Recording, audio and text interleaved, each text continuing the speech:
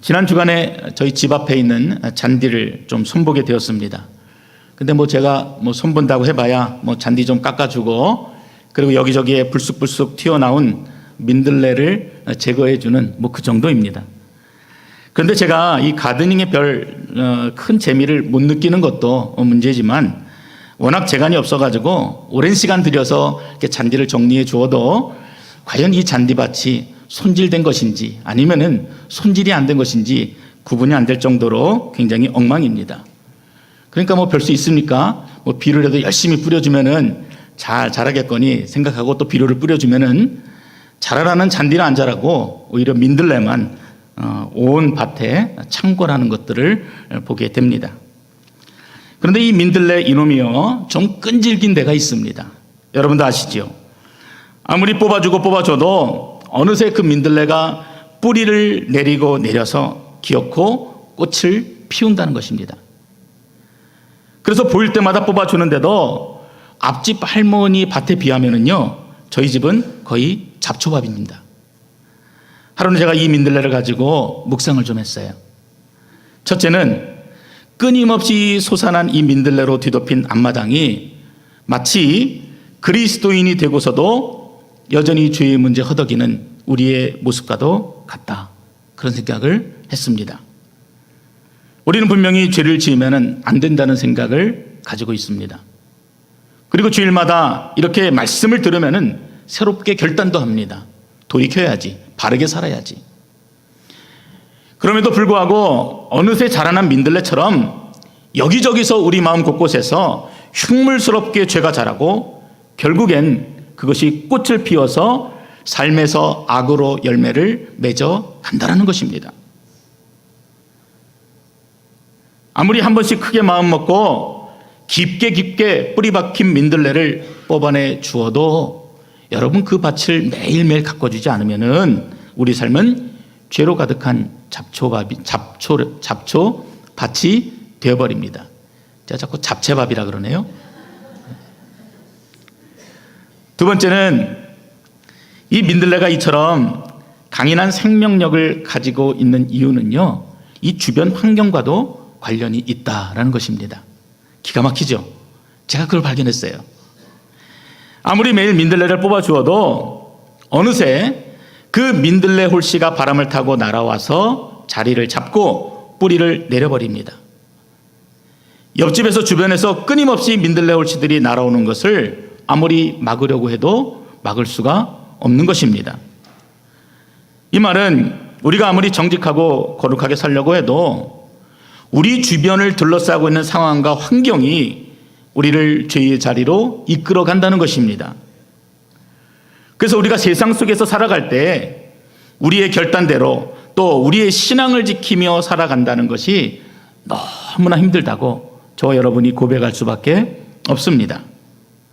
때로는 하나님의 말씀과 예수 그리스도의 가르침에 정반대되는 선택을 요구받기도 합니다. 양보해라, 타협하라, 끊임없이 세상이 우리에게 이야기해 줍니다. 그런데 그런 상황이 되풀이되고 지속되다 보면은 우리가 금세 분별력을 잃어버리고 다시 죄악의 길에서 방황하는 이러한 자신을 발견하게 되는 것입니다. 그렇다면 죄가 없는 이 사람들도 없는 이 외딴 섬에 홀로 있으면은 우리가 죄를 안 짓게 됩니까? 한국에서는요, 이 민들레를 일편단심의 상징으로 봅니다.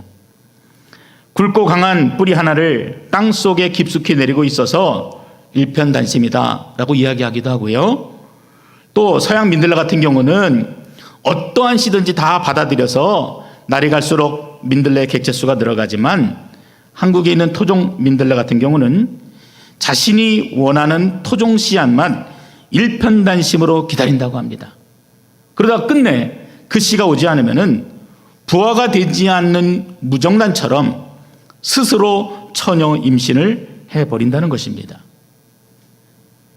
이처럼 우리 안에 깊게 내린 죄의 뿌리가 얼마나 견고한지 모릅니다. 무슨 방법을 다 동원해 보아도 우리 안에 자리 잡고 있는 죄는 기어코 꽃을 피우고 씨앗을 뿌리게 되는 것입니다. 분명히 나는 거듭났는데, 죄로부터 자유로운 자인데, 우리 몸이 기억하고 있는 죄의 습성 때문에, 부패된 성향 때문에, 죄의 본능 때문에 누구나 넘어지게 되는 것입니다.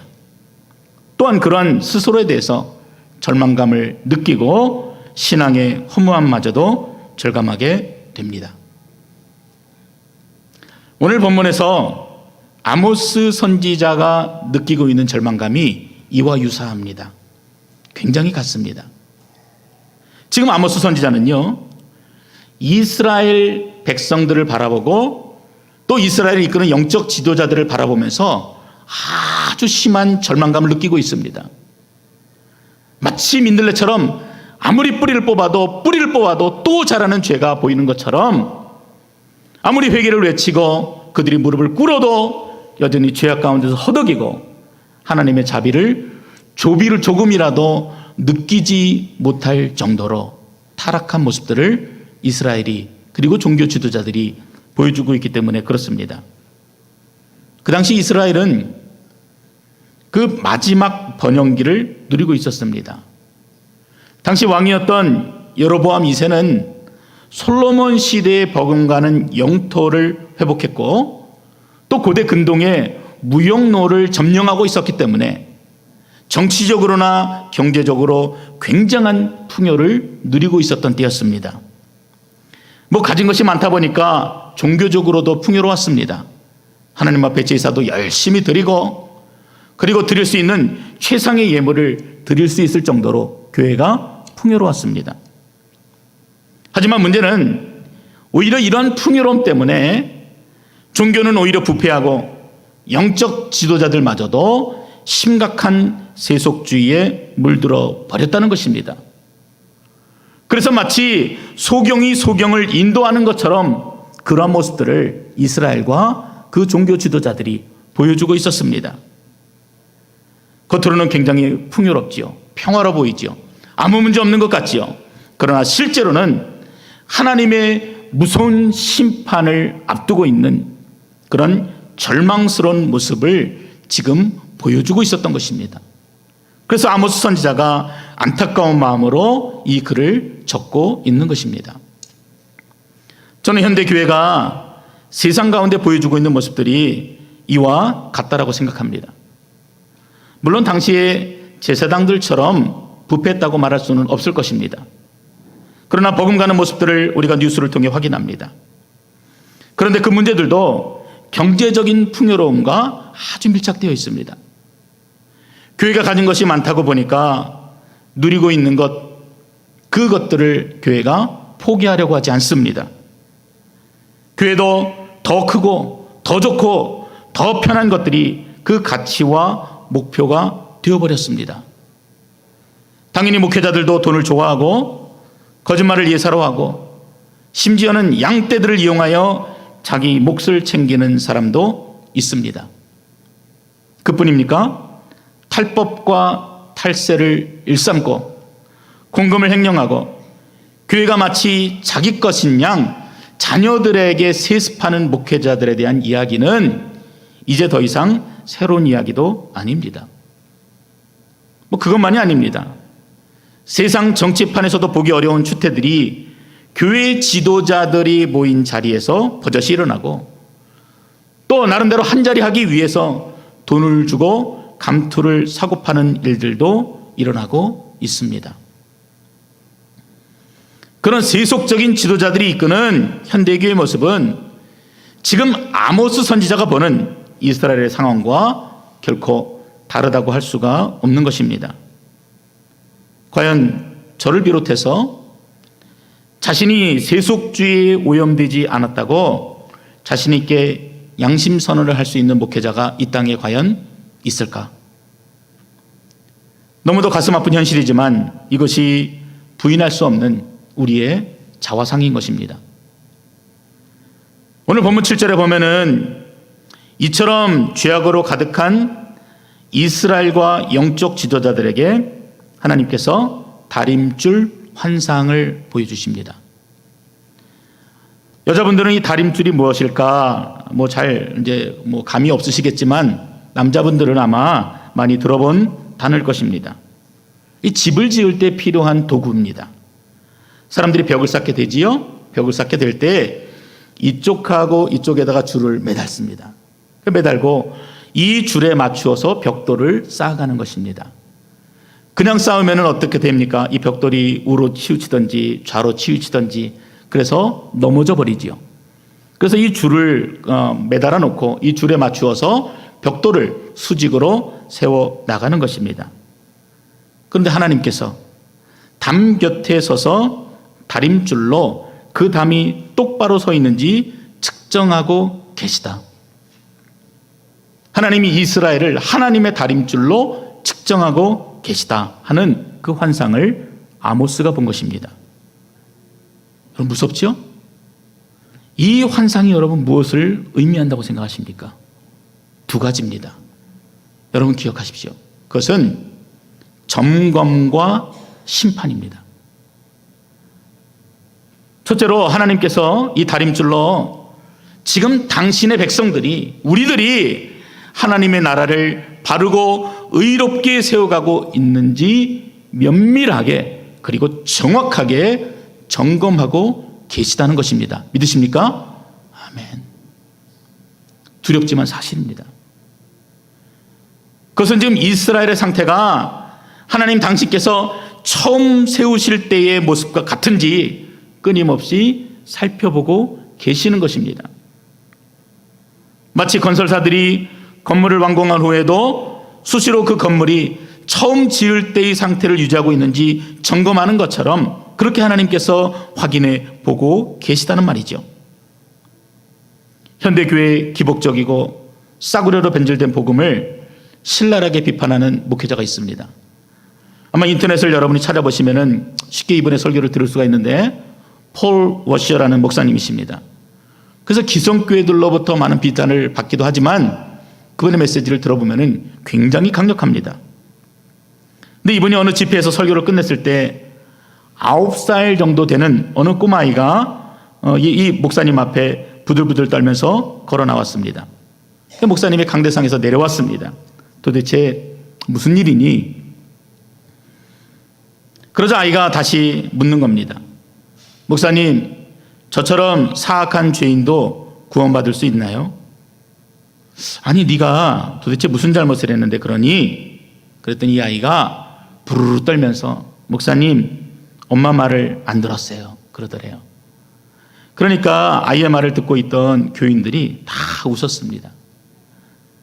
그때 목사님이 교인들을 향해서 이런 말을 했습니다. 여러분 웃지 마십시오. 지금 주님께서 무슨 일을 하고 계시는지 아십니까? 하나님께서 이 아이를 통해서 우리 모두가 가져야 될 이 죄에 대한 태도를 말씀하고 계십니다. 엄마 말을 듣지 않았다는 이 아이의 작은 죄도 심판을 받아서 예수님으로부터 영원히 분리된 채 지옥에 가기에 충분하다는 것을 말씀해주고 있는 것입니다. 그렇게 말씀하셨습니다. 아마 보지 않아도요. 근데 옆 사람 따라서 웃다가 이 호통 소리에 아마 모두들 사색이 되었을 것입니다. 그리고 또 하나 이 교인들의 잘못을 지적하자면은 지금 이들은요 하나님의 다림줄로 그 죄의 경중을 판단하는 것이 아니라 무엇으로 판단합니까? 스스로가 가지고 있는 도덕적인 기준으로 그 경중을 재고 있다는 것입니다. 이런 자들은요 자신의 죄가 얼마나 사악한지 깨닫지 못합니다. 다른 사람들의 죄는 보이는데 나한테 있는 죄는 보지를 못해요. 저 사람의 잘못된 것은 보는데 내 안에 있는 잘못은 깨닫지를 못합니다. 그러다 보니까 당연히 애통함도 없습니다. 여전히 믿음으로는 구원받았다 말하면서도 죄의 종노릇하는 데서는 결코 벗어나지 못하고 있는 것입니다. 구원은 은혜로 받는 것 맞습니다. 그러나 구원은 죄를 깨닫는 것으로부터 시작이 되어지는 것입니다. 스스로 깨달을 수 없다면 여러분 성령님께 구하시기 바랍니다. 성령님이 여러분으로 하여금 내가 얼마나 철저한 죄인인지를 깨닫게 하세요. 내가 얼마나 용서받을 수 없는 죄인이었는지를 깨닫게 하십니다. 하나님 앞에 아무것도 내려놓을 수 없는, 눈물밖에는 드릴 수 없는 죄인이라는 것을 성령님이 깨닫게 하시는 것입니다. 하나님께 하나님의 다림줄로 나를 재워주십시오. 두려워하는 것이 아니라 여러분의 소원이 될 수 있기를 바랍니다. 그래야 한국교회가 살고 베델교회가 살고 저와 여러분이 살 수 있는 것입니다. 이 다림줄 환상에 보여주는 두 번째 의미는 무엇이라 했습니까? 심판입니다. 만약 벽이 기울어진 채 세워지고 있다면 집을 짓는 자가 그 벽을 어떻게 하겠습니까? 허물어 버리죠. 기울어진 채 세워지는 벽을 내버려 둘 자가 어디 있겠습니까? 하나님께서 이스라엘과 종교 지도자들을 반드시 허물어 버리겠다는 강력한 심판의 메시지입니다. 8절을 우리 함께 읽어보겠습니다. 8절입니다. 여호와께서 내게 이르시되 아모스야 네가 무엇을 보느냐? 내가 대답하되 다림줄이네이다. 주께서 이르시되 내가 다림줄을 내 백성 이스라엘 가운데 두고 다시는 용서하지 아니하리니. 두려운 말씀입니다. 이 말씀 앞에 아모스도 결코 하나님 우리는 아닙니다, 그 정도까지는 아니죠, 이야기할 수가 없었습니다. 지금 자신의 눈앞에 있는 이스라엘 백성들이 스스로 이만하면 되겠다라고 생각했는지는 모르겠지만 하나님의 다림줄로 보면은 하나님으로부터 어떠한 긍휼도 기대하지 못할 정도로 치명적인 결함이 있다는 것을 인정할 수밖에 없었습니다. 건물이 유지될 수가 없었던 상황이에요. 그래서 결국은 허물어 버릴 수밖에 없는 상황을 너무나 잘 알기 때문에 하나님 이제 아닙니다, 우리는 아닙니다, 조금만 더 시간을 주십시오, 이야기할 수가 없었습니다. 그런데 더 안타까운 것은요, 이처럼 아모스가 깨닫고 선포를 하는데도 이 절망적인 상황, 그 기울어짐에 대해서 하나님 메시지를 들려주는데도 이스라엘에 있는 영적인 지도자들이 전혀 그 위급함을, 그 경고를 느끼지도 못하고 있다는 것입니다. 누구든지 영적으로 어두워지면은 하나님의 말씀이 들리지 않습니다. 자신은 분명 죄의 수렁에 빠져서 헤어나오지 못하고 있는데 그러한 스스로의 모습을 보지를 못하는 것입니다. 아모스 선지자가 강력하게 경고했습니다. 그런데 그 음성을 듣지 못하고 깨닫지 못하는 세상이 아모스에게 보여주는 것은 핍박이었습니다. 모함이었습니다. 10절부터 보면은 한 사람의 이름이 등장하게 되는데 아마샤라고 하는 선지자입니다. 아모스, 아마샤 비슷하지만 전혀 다른 사람의 모습을 그려주고 있습니다. 본문의 내용에 보면은 이 아마샤는 베델 성소에 있는 제사장 중에서도 아주 중요한 일을 감당했던 제사장으로 보입니다. 또 당시 왕이었던 여로보암 왕과도 굉장한 친밀감을 유지하고 있었습니다. 제사장이지만 종교적인 힘과 더불어서 막강한 정치적인 힘도 가지고 있었습니다. 그런데 평안하던 자신의 밥상에 갑자기 시골촌 놈이 나타나서 죄를 지적하고 회개를 촉구하는 모습이 결코 이뻐 보일 리가 없었던 것입니다.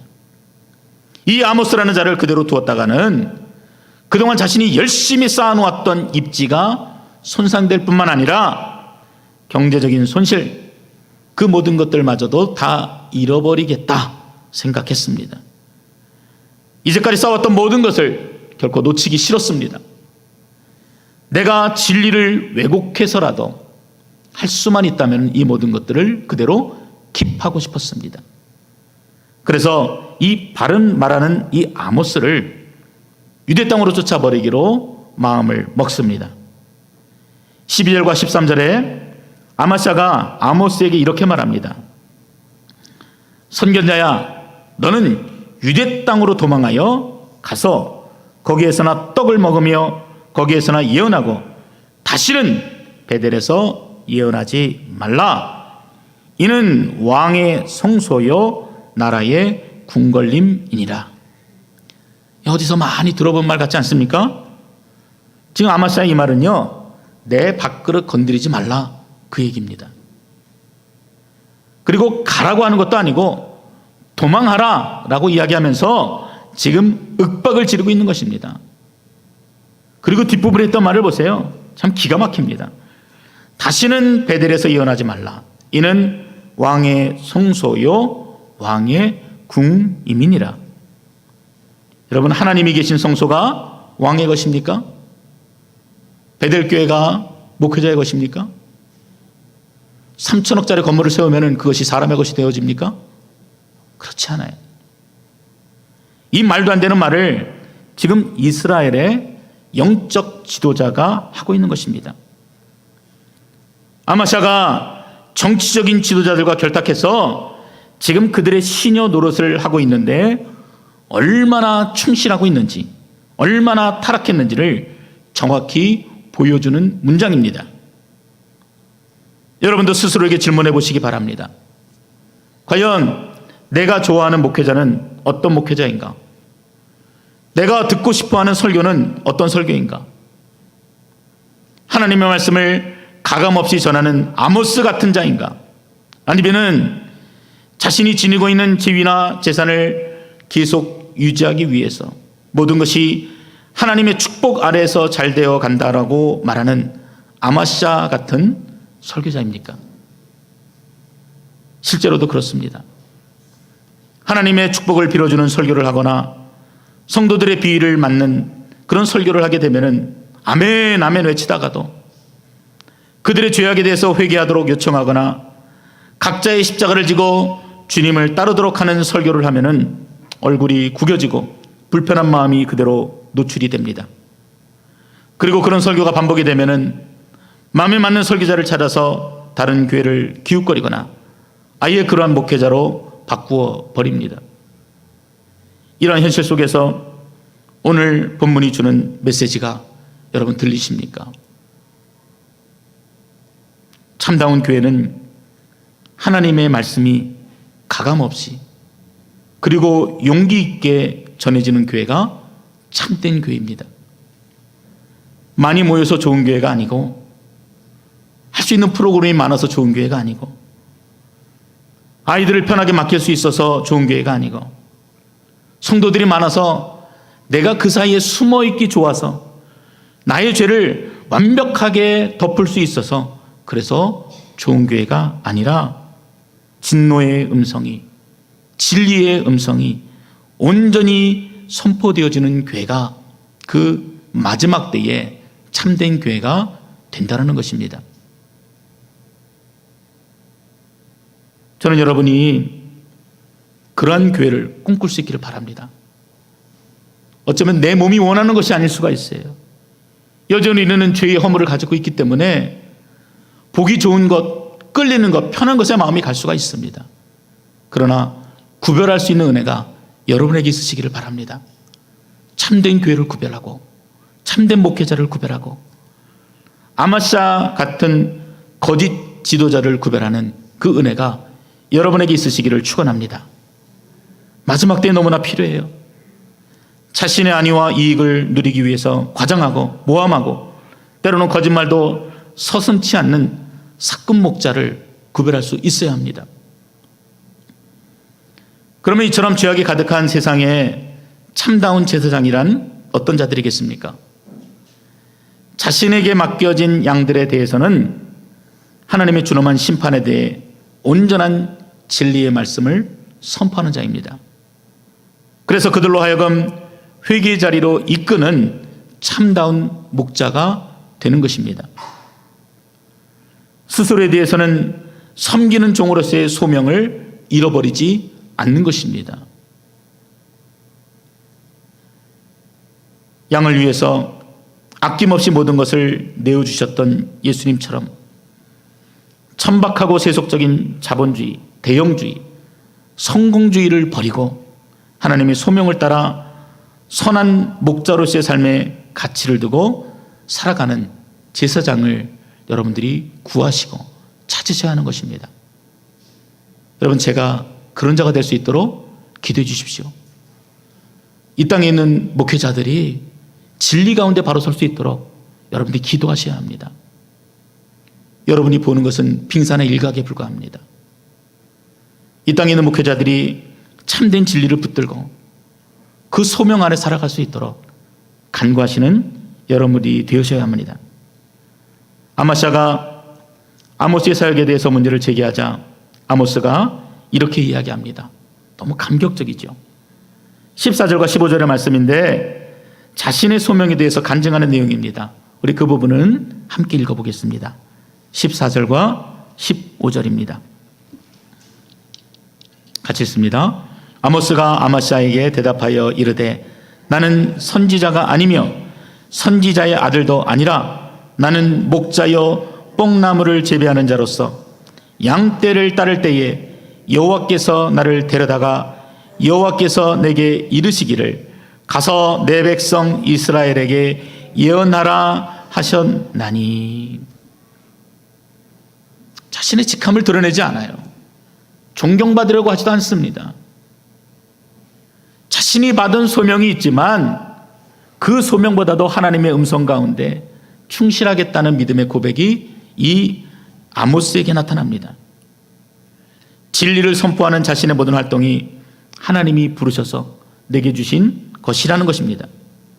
그래서 나는 물러서지도 않을 것이고 생계를 유지하기 위해서 다른 제사장들처럼 권력자들의 비율을 맞추지도 않겠다는 것입니다.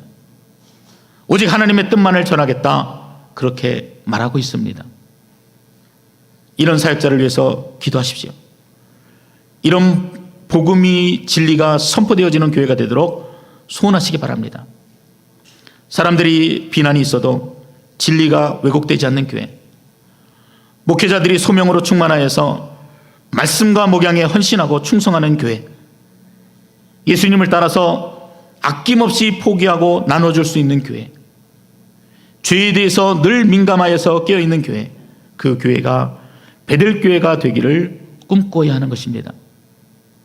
마지막으로 하나님의 말씀이 온전히 선포되지 못하고 또 이스라엘 백성들이 죄를 회개하지 않으면 어떻게 되는지 아십니까? 17절입니다.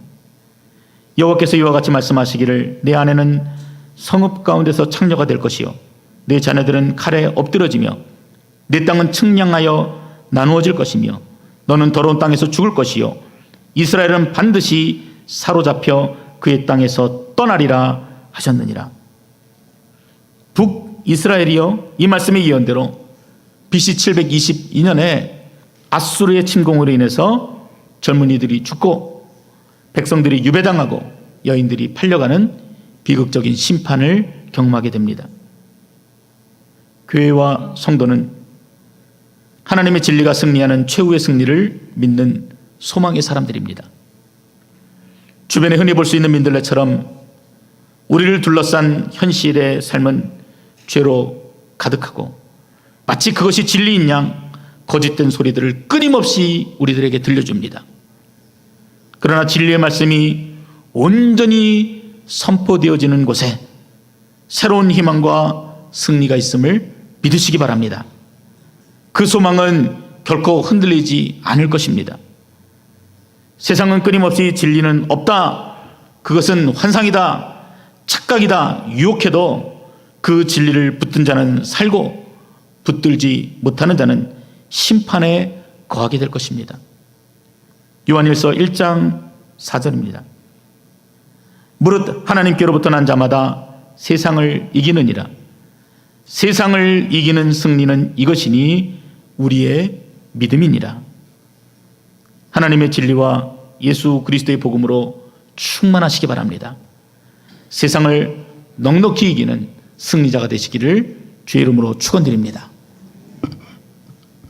기도하겠습니다. 아버지 하나님, 오늘 우리가 하나님의 진노를 받아 마땅한 시대를 살아가고 있습니다. 더 두려운 것은 그 시대 가운데서 깨어있는 자가 아니라 하나님 그들과 어울리며 한 몸이 되어서 구별하지도 못하고 깨닫지도 못하는 어리석음이 우리 안에 있음을 보게 됩니다. 하나님 오늘 진노의 말씀으로 말씀하시는 그 음성을 우리가 듣게 하셨사오니 하나님 돌이키는 은혜를 허락하여 주시옵소서. 주 앞에 무릎을 꿇고 온전히 순종하여 하나님을 영화롭게 하는 인생이 되게 하시고 교회가 되게 하시고 믿는 자들이 되어지는 은혜를 허락하여 주시옵소서. 그 마음의 모든 죄악을 내려놓고 주님 앞에 간절히 구하는 심령 위로하여 주시고 긍휼을 베풀어 주신 주님을 만나게 하시고 온전케 하시고 또 하나님의 영광을 드러내는 거룩한 자가 될 수 있도록 하나님께서 인도하여 주시옵소서. 예수님 이름으로 기도드렸습니다. 아멘.